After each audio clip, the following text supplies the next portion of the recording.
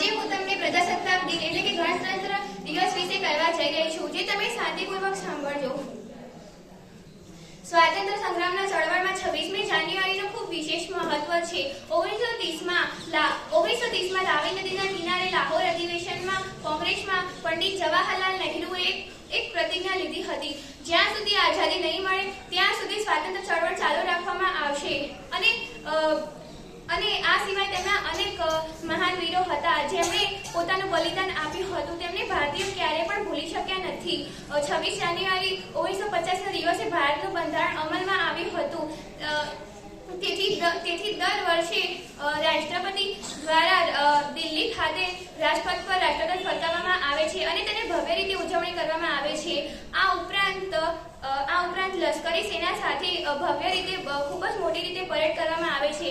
ના મુझे तन चाहिए और ना धन चाहिए, बस अमन से भरा हुआ यह वतन चाहिए। ना मुझे तन चाहिए और ना धन चाहिए, बस अमन से भरा हुआ यह वतन चाहिए। આપણે જાણીએ છીએ કે આજથી 100 થી 150 વર્ષ પહેલા આપણો ભારત દેશ અંગ્રેજોની ગુલામીમાં હતો, ત્યારે અંગ્રેજો આપણા પર અત્યાચાર કરતા હતા અને આપણા ભારતવાસીઓને તે અત્યાચાર સહન કરવો પડતો હતો। પરંતુ તે વખતે આપણી જન્મભૂમિમાં મહાન વીરોનો જન્મ થયો હતો, જેમણે આપણા દેશની રક્ષા કરી અને આપણે પણ રક્ષા કરી હતી। આપણો ભારત દેશ એક સત્યમ શિવમ અને સુંદરમ દેશ છે। તો ક્યારેક પંજાબ, સિંધ, ગુજરાત, મરાઠા, દ્રાવિડ, ઉત્કલ, બંગાળ છે। આપણો ભારત દેશ એક એવો દેશ છે જે ઠોકર વાગેલાને પણ શરણાર્થી પ્રાપ્ત કરે છે અને આપણો ભારત દેશ દૂર દૂર પણ આવેલા परदेशियों ब्रदर्स एंड सिस्टर तरीके संबोधे छे। न पूछो जमाने से कि क्या हमारी कहानी है, न पूछो जमाने से कि क्या हमारी कहानी है, पहचान सिर्फ इतनी है कि हम हिंदुस्तानी है, पहचान सिर्फ इतनी है कि हम हिंदुस्तानी है।